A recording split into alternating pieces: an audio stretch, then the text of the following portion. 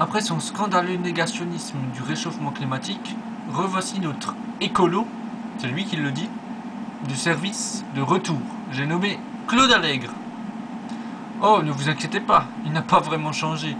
Pour faire parler de lui, il a choisi la solution de la provocation sur des sujets d'actualité. Hier, le réchauffement climatique nié, aujourd'hui, le gaz de schiste. Pardon, il ne commence pas comme ça. Il parle d'abord à demi-mot de la crise, du chômage, et puis, hop, petite pirouette. Et on parle de l'innovation technologique qui est, d'après lui, la seule solution pour de la croissance. Mais de quelle croissance il parle? De la croissance à court terme, évidemment.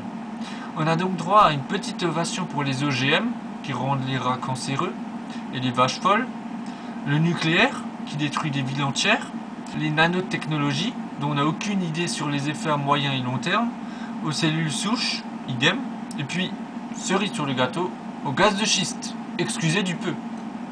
Alors, moi, je préfère juger sur les faits, et vu que Monsieur Allègre est un géologue, il ne peut pas dire que des conneries, alors, jugeons.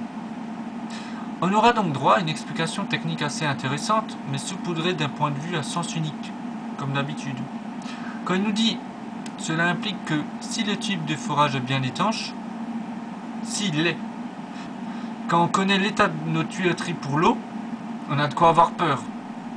1 litre sur 4 est perdu. La facture s'élève à 2 milliards d'euros par année. » On a droit ensuite à un fabuleux, je cite, « Au nom d'un principe de précaution poussé à l'absurde, car cette technique est utilisée dans le monde depuis 40 ans sans problème particulier. » Sans problème particulier? Pardon? Faites une recherche.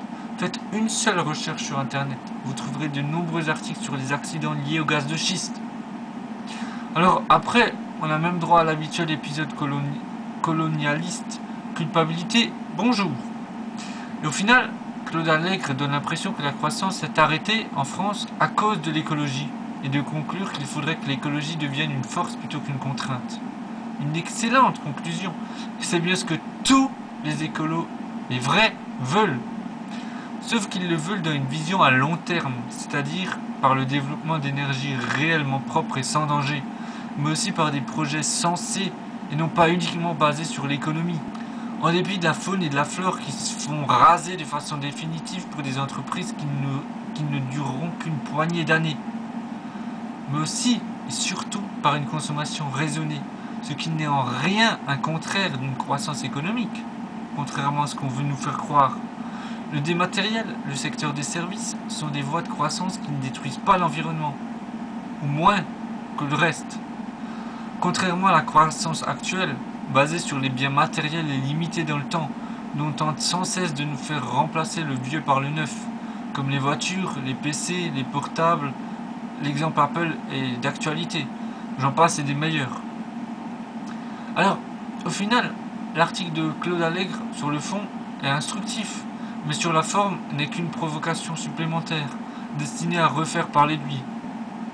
Eh bien, dommage, mais on oubliera vite vos propos. Les nombreux accidents liés au gaz de schiste, aux OGM et au nucléaire ne peuvent que donner raison aux vrais écolos.